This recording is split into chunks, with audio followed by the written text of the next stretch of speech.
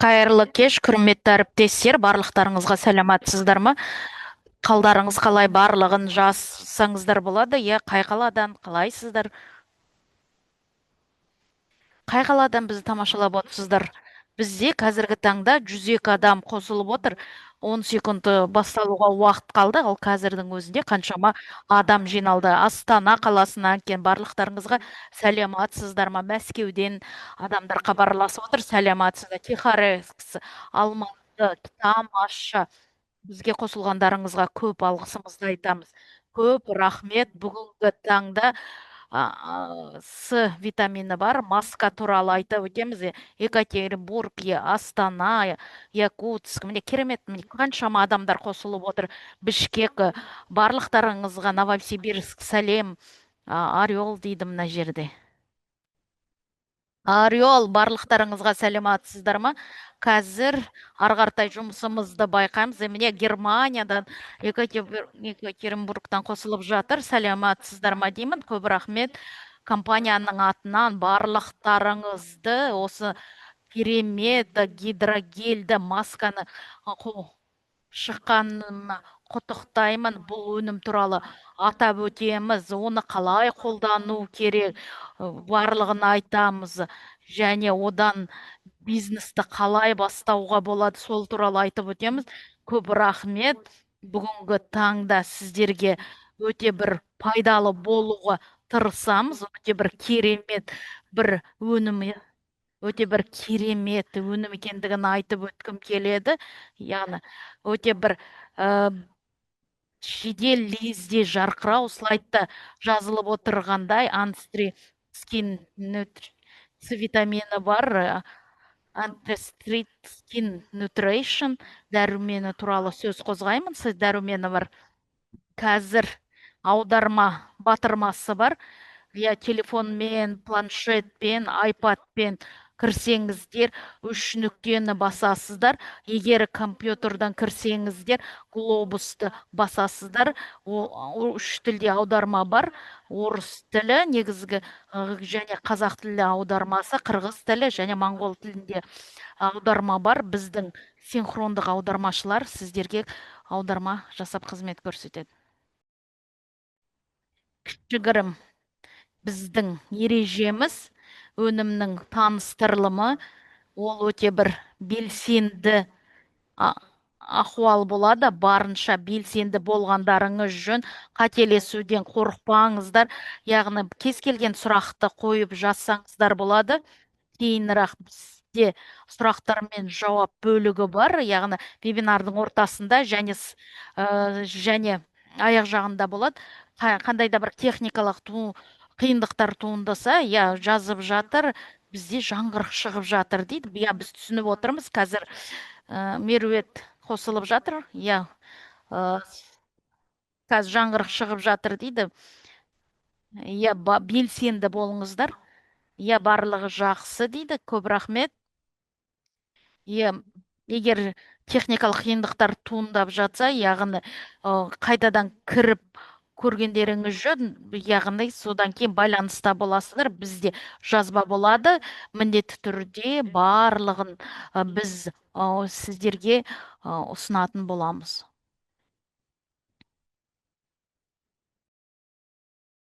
Және бүгінгі таңда вебинарды не күтіп отыр? Бір сағат ішінде барлығын айтып өтуге тырысамыз. Содан кейін біз неліктен гидрогельдік маскалар тері күтіміндегі ең танымал форматының бірі болып саналатын туралы айтамыз. Масканың негізгі артықшылықтары мен ерекшеліктері туралы айтамыз. Енді осы дәрумені бар гидрогельді масканың құрамы, негізгі құрамы туралы айтамыз. Және осы С витамині бар гидрогельді маскасын клиенттерге қалай ұсынуға болады. Және сіздердің сұрақтарыңызға жауап береміз.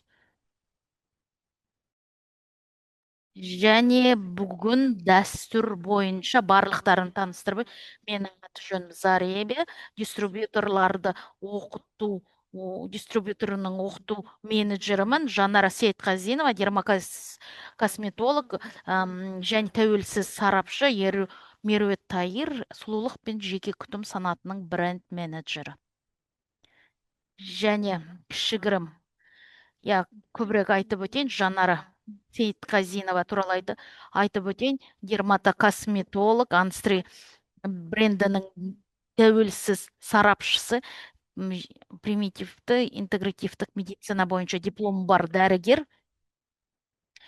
Біз қазір өнім туралы айтып өтейік. Меруерт, сізге сөз беріледі.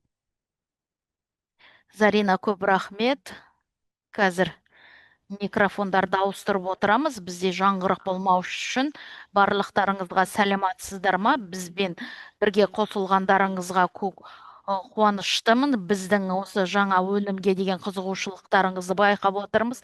Және мынаны айтып өткім келетіні, компанияда 9 жыл бойы жұмыс жасап, бұл ерекше бір өнімдердің бірі. Бірнеше жыл күтудеміз, өзіміз де қызметкерлер де күтіп отырық. Және қазіргі таңда жаңа гидрогельді маска, ол өте нарықтағы өте бір алдыңғы қатарлы өнімдердің бірі.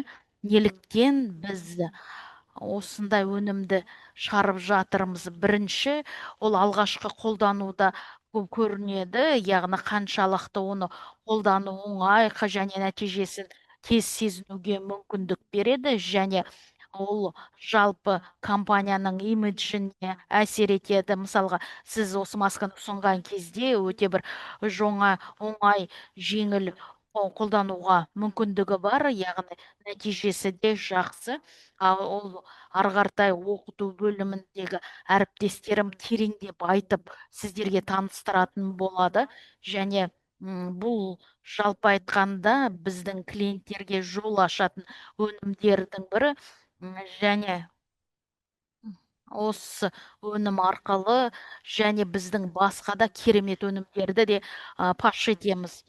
Бұл жаңа ә, ұсыну емес, яғни бұл есікті ашатын бір жаңашылдықтың бірі. Бұл маска және сізге өте бір ыңғайлы қолдануға, және сіздер көптеген артистри өнімдерін қолданудасыздар. Мынаны айтқым келеді, өте бір жеңіл тұрғыда осы күнделікті өнімдермен қолдануға болады. Кейініректе Жанара айтып өтетін болады. Нарықтың трендтеріне келіп тоқталатын болсақ, осы бетке арналған маталы және гидрогельді маскалар Корей косметологиясынан шыққан, бірақ қазіргі таңда өте бір танымал. Орташа жылдық өсімі қазіргі таңда 6,5%, және бұл өсім 2030 жылға дейін өсетін болады. Және бұл бүкіл әлем бойынша аналитиктардың болжамы болып табылады. Және біз неге назар аударамыз? Және бұл маска айқын тиімділігін береді, және қазіргі өмір ырғағына өте жақсы үйлеседі, және жедел нәтиже береді. Және жолға шыққанда, сапарға шыққанда өте бір ыңғайлы, ұсталып жүрілген әлеуметтік желілер үшін өте қолайлы, осындай бір ыңғайлы контент құрып, яғни нәтижені паш етуге, яғни танымалдылығын, яғни өнімдердің арттыруға мүмкіндік береді. Бір масканы көрсетуге болады, тағы да басқа өнімдерді қолдануға болады. Және контент құруда, яғни өте бір ыңғайлы, тиімді екендігін айтып өтемін. Бренд менеджер ретінде өте бір маңызды нәрсеге тоқталғым келіп отыр. Осындай бір клеймдар, яғни жалпы алғанда біздің брендті өте бір мықты етеді. Және біз қаншалықты бәсекелеске қабілеттіміз нарықта, және біздің формуланың айқындылығына байланысты, құрамына байланысты біздің өнімімізде көптеген Nutrilite сертификаты да бар, және көптеген құрамдарды пайдаланады, ингредиенттерді.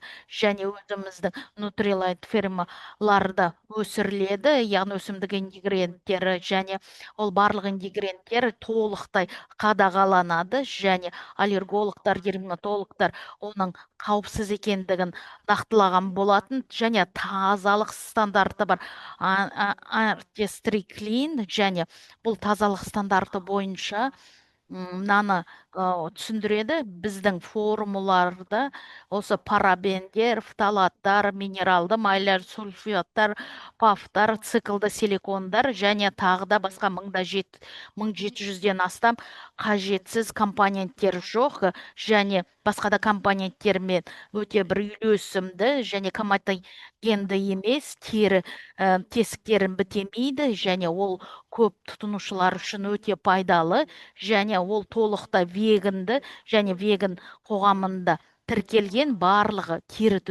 түрлеріне ыңғайлы. Мына жерде ылғи да біздің косметиканы кең ауқымда адамдарға ұсынуға болады, көптеген адамдарға. Және өзімнің бөлігімді қорытындылай отырып, бұл масканы таңертең кешке қаратай қолдануға болады, және яғни тері сол кездері жаңаруды қажет етеді, және жедел тері қалпына келтіру қажет болса, осыны қолдануға болады. Және артестри өнімдері әлде қайда жетілдіріп отырмыз, қосымша бусты, қосымша нығайтқыш, және ары қаратай ол туралы біздің Жанар айтып өтеді.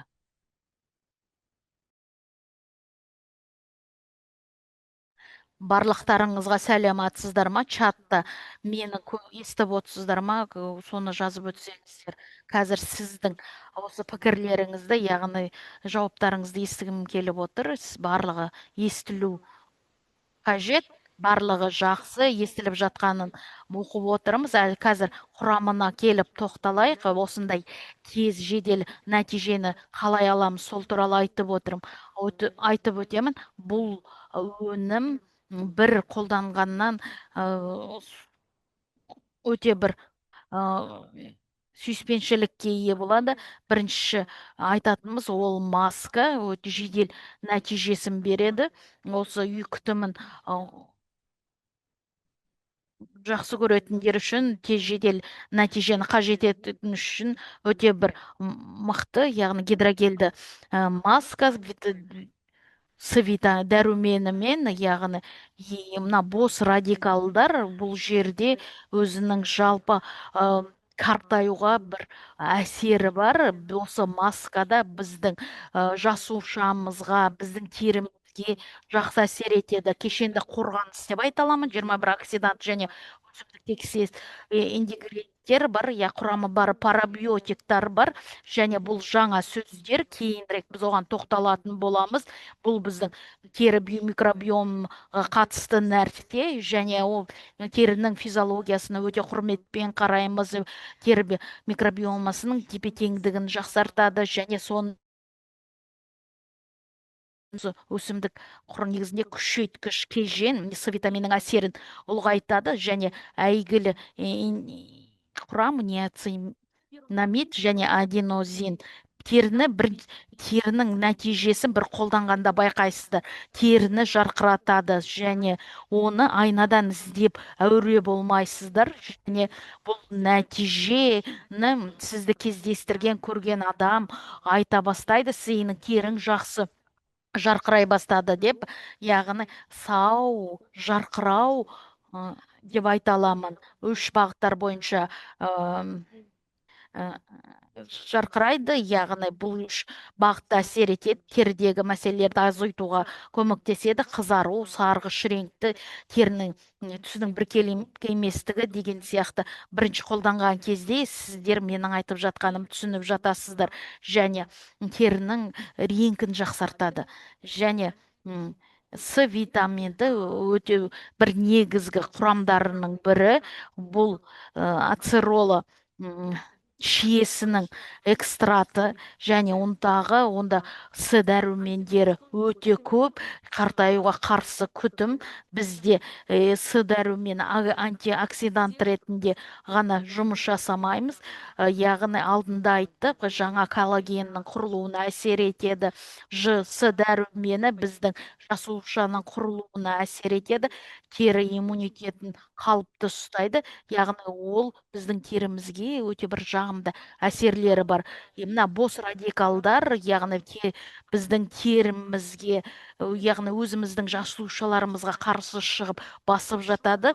Осындай антиоксиданттар яғни айтылғаны құрамдар өзінің фермасында өсіре отырып, яғни біздің терімізге жағымды әсер етеді.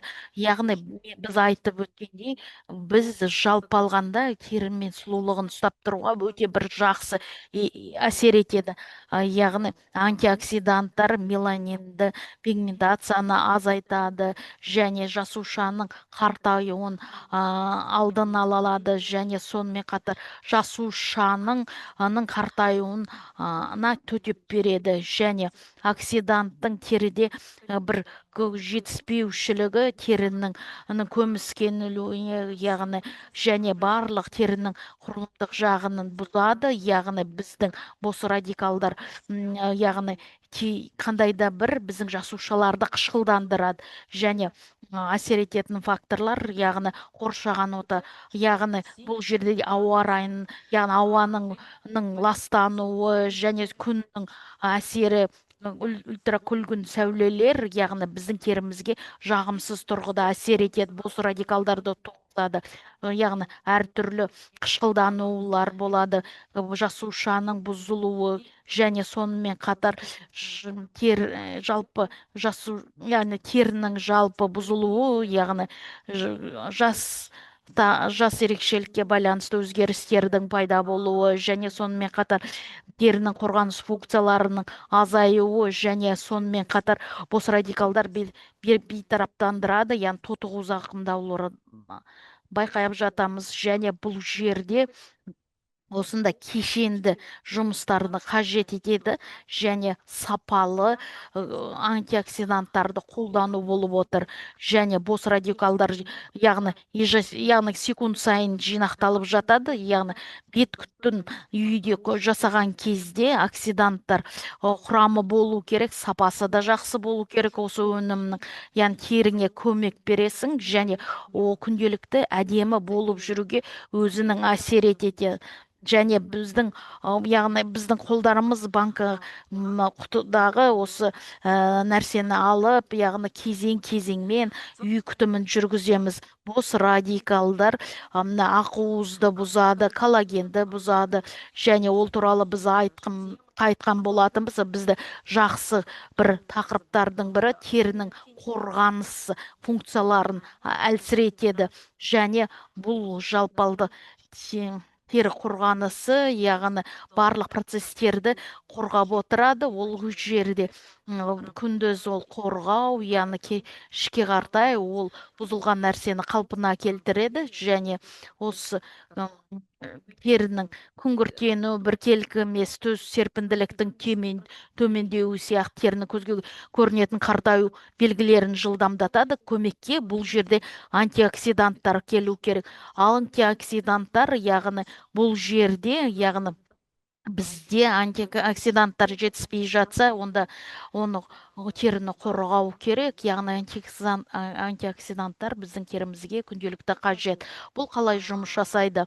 Яғни біз осы құрам туралы естік, яғни ацерола шиесі туралы, оның құрамы және С дәрумені 50 есе көп екен апельсинмен салыстырғанда, және 100 грамм апельсинді алып, 100 грамм ацероланы алып, және осы қанша С витамині бар екендігін қарап тұрған болатын, яғни Нутрилайттың фермасында ацерола шиесін өсірген, органикалық егін егу талаптарына сәйкес сертификатталған, және көп дәрумендер, яғни жарқырауды береді, және бұл дәрумендер терінің жарқырауына жағымды әсер етеді. Және тағы да не айтуға болады, яғни құрамы туралы 4 оксидантивтік қорғау бар, және чияның ақ чия тұқымдарының сығындысы, және бұл осы айтылған құрамда бар, және омега құрамы бар, және біздің ацерола шиесінің сығындысы, қарақат сығындысы және розмарин сығындысы бар, және осы барлық функцияларды иммунитетті қалпына келтіреді. Яғни алдында айтып өткен қарақат сығындысы ITH компоненттердің бірі, және ол жалпы алғанда осы практикада да, яғни тәжірибеде де жағымды сипаты бар екендігін айтып өткен болатын.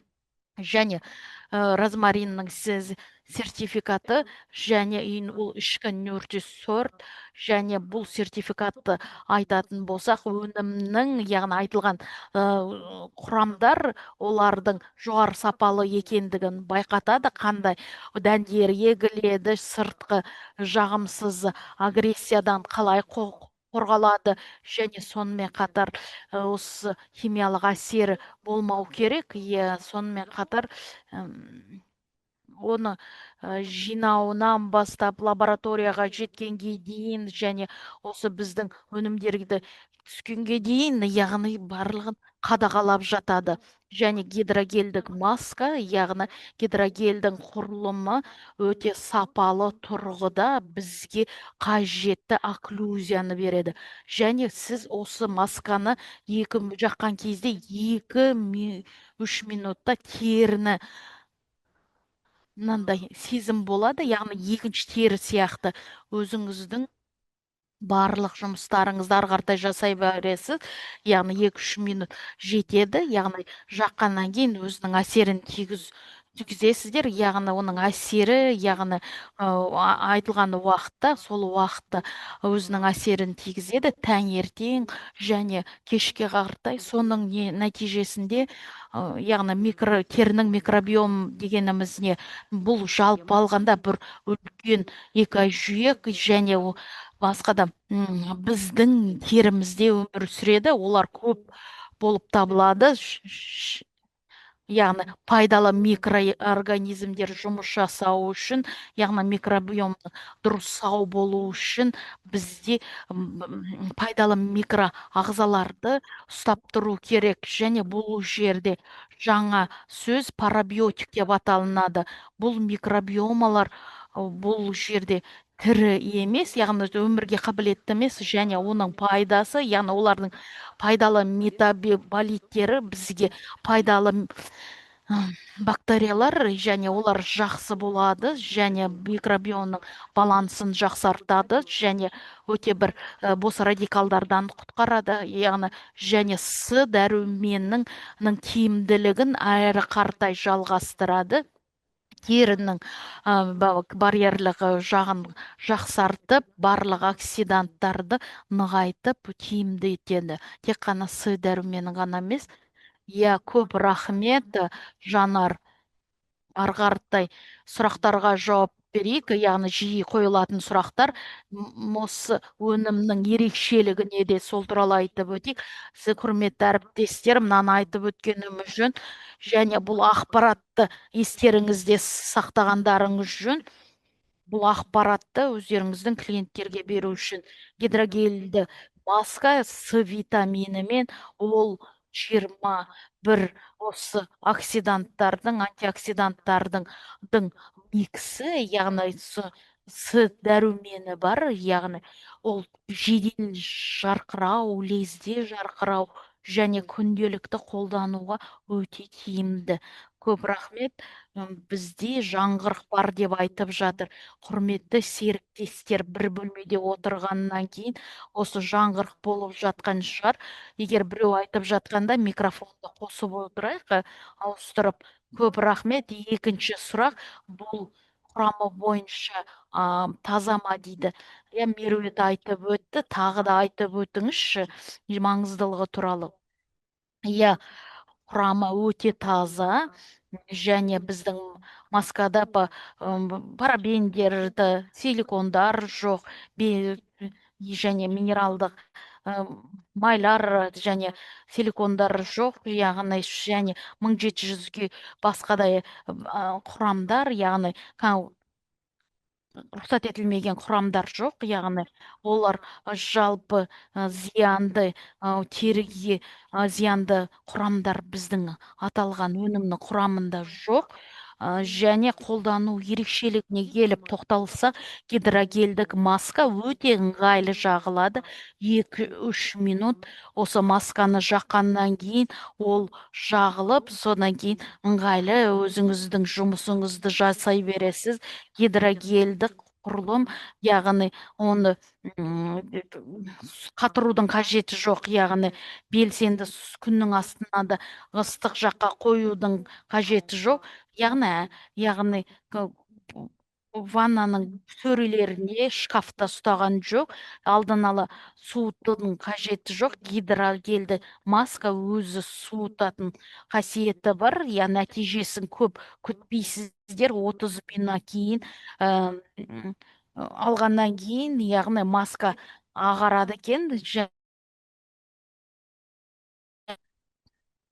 Яғни құрамы өте бір қаныққан, біздің 30-60 минутта белсенді құрамды теріге сіңіртіп, яғни тері қажет окклюзия негізінде жұмыс жасайды. Генетикада мынандай бір акропариндер және өзінің ылғалдығын жоғалту көптеген адамдарда бұзылған полиморфизм деген бар. Гидрогельдік маска өте бір тиімді нәтиже береді. Яғни ұзақ уақыт бетте болғаннан кейін 30-60 минуттың ішінде біздің белсенді формаларды буланып, яғни жоқ болып кетуінен сақтайды.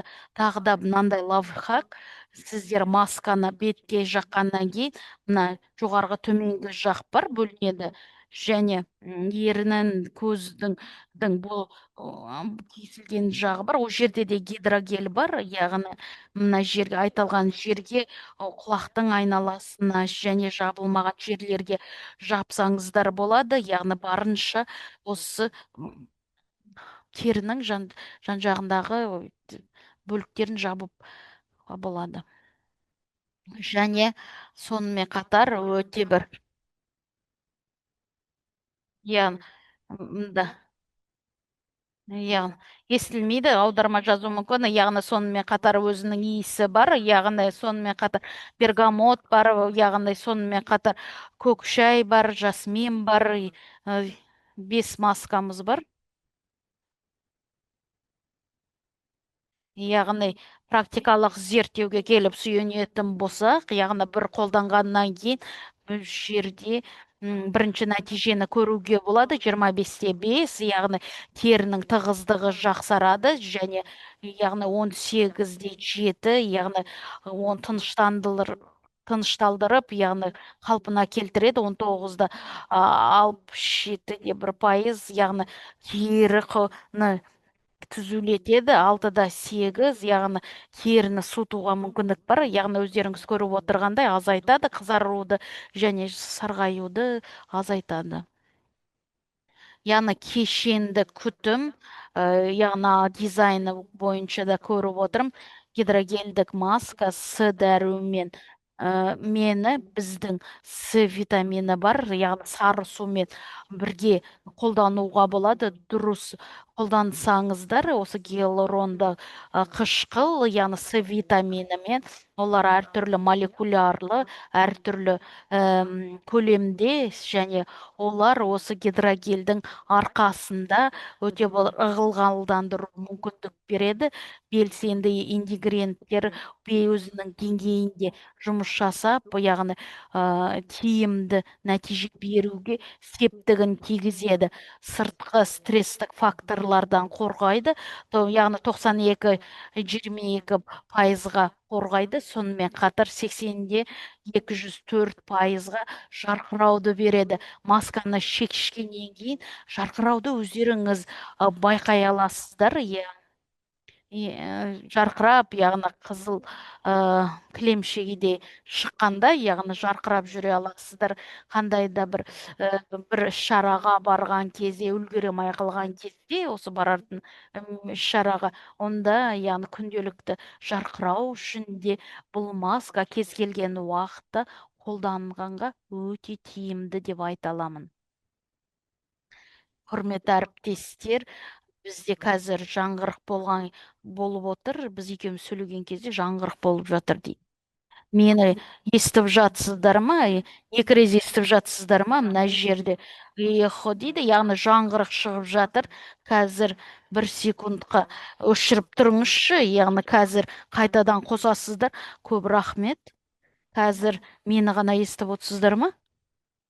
Иә, қазір тамаша естіліп тұр. Бар, екеуміз бір бөлмеде отырмыз және бір жанымызда қосылып тұр. Мына бірінші сұраққа келіп тоқталайық. Теріні қандай түріне қолдануға болады бұл маска? Және чатта да сұрақ болды. Бұл маска, яғни розациясы бір адамдарға теріге қолдануға бола ма дейді.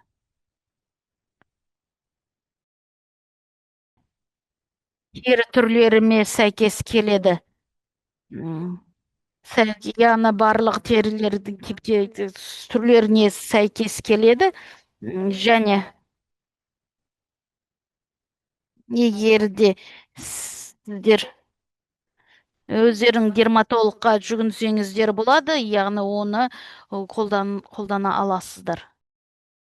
Бізде дауысы екі дауыс шығып отыр. Онда бізде қырғыз аудармашы өзінің негізгі байланысқа кіріп кетті дейді. Қазір түзетіп жіберейік.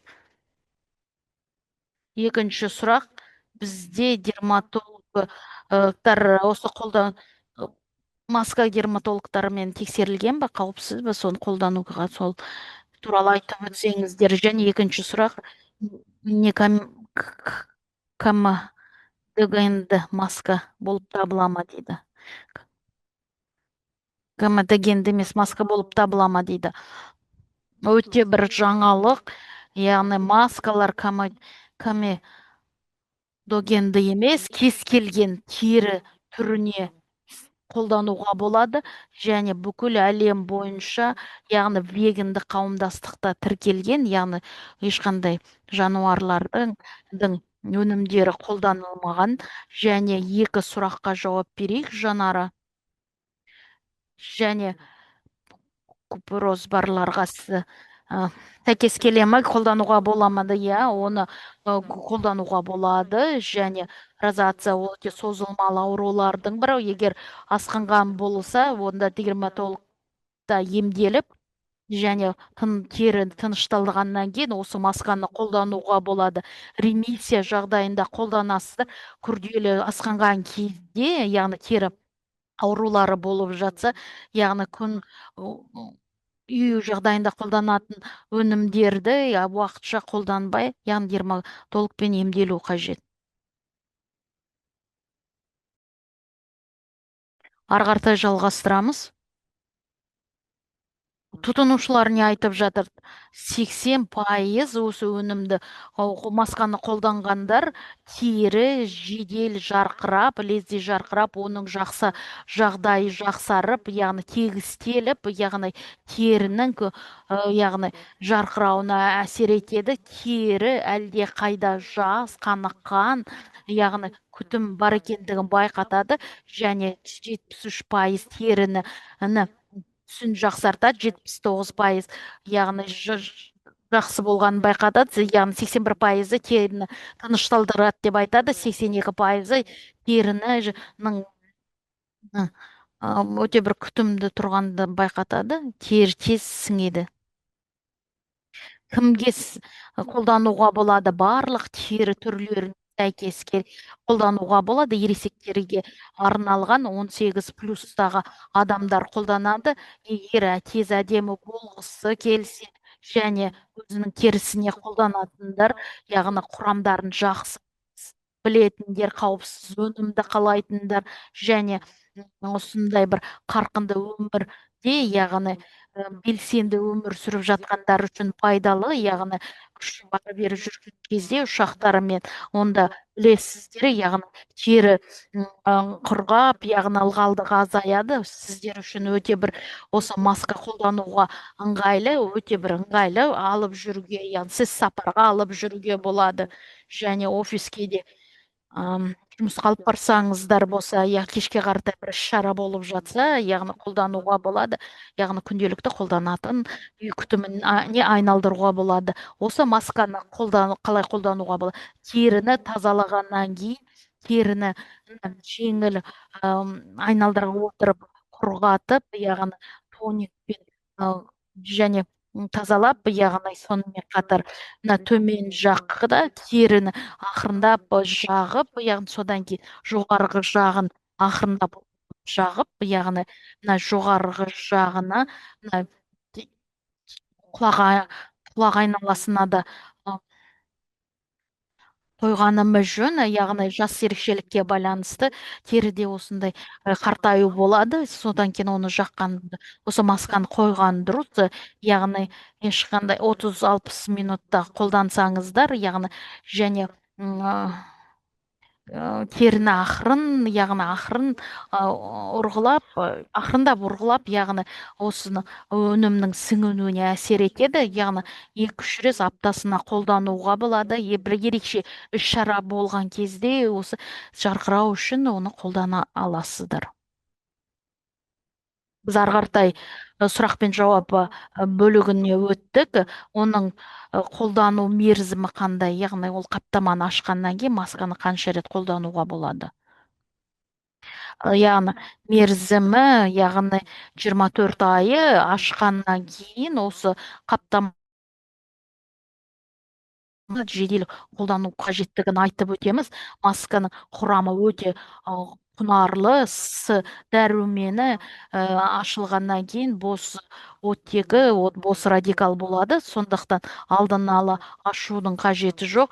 Қолданар алдында дереу қолданғанымыз жөн. Әрбір қорапшада 5 маска бар. Қолдағаннан кейін оны жойғандарыңыз, яғни лақтырғандарыңыз жөн. Утилизациясын жасау керек дейді. Ары қаратай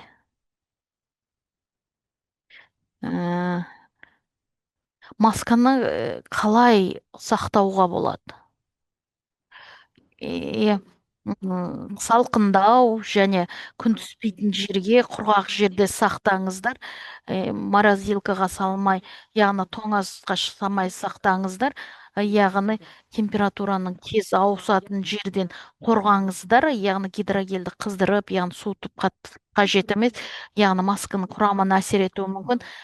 Қалай оны қолданамыз? Таңертең әдетте тері жұмысы иммунитетті қорғауға, қоршаған ортаның жағымсыз әсерінен тағы да басқа да қорғауға деген бағытталып тұрады, және бұл жерде масканы қолданғанымыз жөн. Таңертең тазалайтын құралды қолданып, содан кейін pH-ті дайындаймыз, тоникті жағып, содан кейін сыворотканы жағамыз, гиалуронды және дәрумені бар жағып, содан гидрогелдік масканы ашып, және 30-60 минут ішінде сіңіріп, содан кейін масканы алып тастап, яғни біздің формула өте бір қаныққан болу үшін күн SPF қорғау күндізгі кремді жағамыз, сонымен қатар көздің айналасына жағып, содан кейін декоративтік косметиканы қолданғанымыз жөн. Кешке қаратай, яғни жуынамыз, SPF декоративтігі тазалап, содан оны тазалайтын құралыммен тазалап, тоникпен жағып, содан кейін айтылғанына сары суды қолданамыз, дәрумені бар, гиалуронды қышқылмен бірге, содан кейін маскамызды жағамыз, және сонымен қатар көздің айналасына теріге крем жағамыз, содан кейін кешкі кремді жағып, содан кейін тынышталдыратын, кешкі қалпына келдіретін масканы жаққанымыз жөн. Кешке қарай біздің теріміз өте белсенді жұмыс жасайды, әсіресе ұйықтап жатқанда. Жанар, тағы да сұрақ қояйық. Чатта сұрақтар бар. Сіз бірнеше туралы айттық. Мында 2 сұрақты айтып, архитектор мен дермасорникпен қалай бірге қолдануға болады дейді.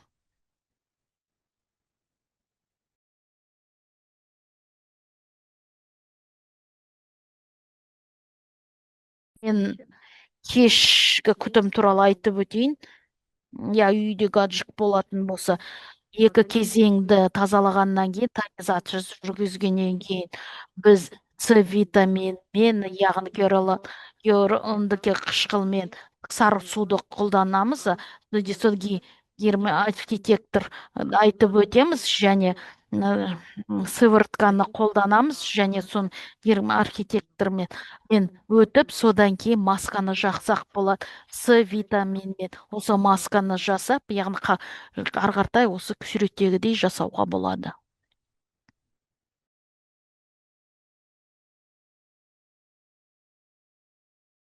Жанара, көп рахмет.